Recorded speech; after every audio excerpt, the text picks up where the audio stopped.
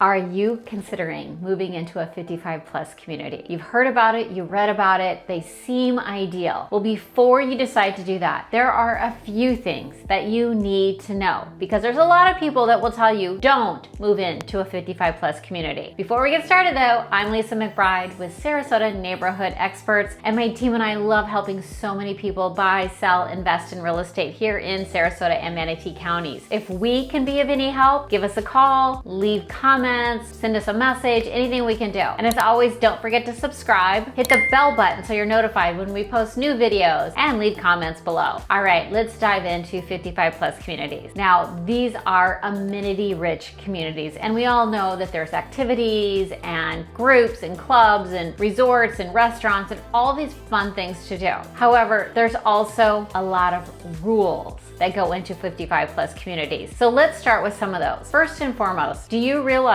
that, let's say you are moving into a 55 plus community for the winter months and you're going to use the home maybe 6 months or so, and hoping that your adult children can come and use it when you're not living there? Well, that will not be the case. If you want your children that are 30s, 40s to come and use your second home as a place to get away, that's not gonna happen in a 55 plus community. Normally, you need to be there with them. And also, speaking on this subject, a lot of times your guests or visitors cannot use the same amenities or resources that you can. For instance, if your grandchildren are visiting and your grandchildren are 14, 15 years old, they may not just be able to go over to the pool and hang out or go to the little tiki bar and have a sandwich in the middle of the afternoon. They are gonna want you with them. And I know that that isn't always convenient. So keep in mind, you do have to be there, you have to be with them, and you need to supervise your guest. Now, speaking of guests, how long can a guest stay? Some communities are going to limit that to 14 days. Some may limit it to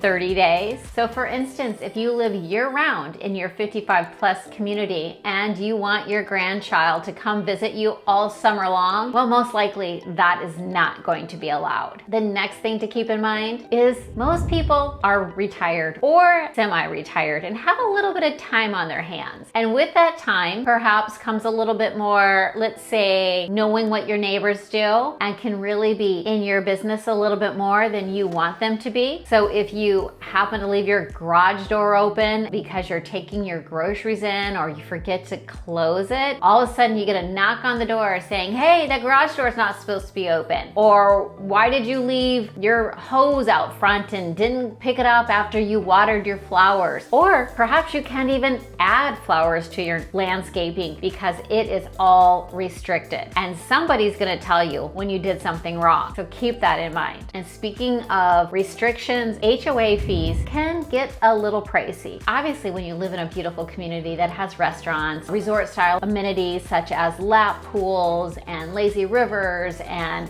spas and saunas and all these fun things, you're gonna be paying a premium for that. And not everyone uses them. So if you're not someone that is going to be using these features, don't pay, and you don't wanna pay a hefty HOA, I'd say don't do it, because you really wanna know what you're paying for, what you're getting, and how much you're going to use those. So another thing that you need to keep in mind with the 55 plus community is there is definitely going to be some restrictions on your pets. Now, I know so many of us love our pets. I recently lost my dog, and it's definitely a change in life. When I walked my dog in my neighborhood, everyone knew him. Everyone petted him, and it was all great. However, if you live in a 55 plus community, there could be a weight limit on the size of dog you have, and they may request that you have that dog weighed at least once a year to make sure. What are they gonna tell you if it's 2 pounds overweight? Are they gonna kick you out of the neighborhood? Or let's say you want a companion dog because your dog's getting a little older. What if they say you can only have one dog? Or your guest can't bring their dog. I know my daughter, for instance, likes to bring her her little 12-pound dog with her when she travels. But in some instances, that may not be acceptable. And what if your neighbor just doesn't like it if your dog happens to do his business in their yard? So pets are definitely another big restriction in an HOA community. Now, I'm going to speak directly to my single friends out here. So a lot of times when we move into a 55 plus community, it may be for various reasons, friendship or retirement or amenities and activities. However, for the singles out there, keep in mind that the ratio of single men to single women is 3-to-1 women versus men. Well, women, if you think maybe I should just move into a 55 plus community because I'm going to meet other single men and find the man of my dreams, well, you're not going to be alone. As I said, the ratio of single men to single women is 3-to-1. The last thing I want to keep in mind is vehicle restriction. So I was just mentioning things for single women, but men, if you are a motorcycle lover or like to have a lot of vehicles, that may not work either. They have restrictions if you can park your vehicle in the street or even in your driveway. So if you are a collector, a hobbyist, have a lot of vehicles, living in a 55 plus community just may not be for you. Want more information about 55 plus communities? Give me a call today. I'd love to help. And as always, thank you so much for watching. And until next time,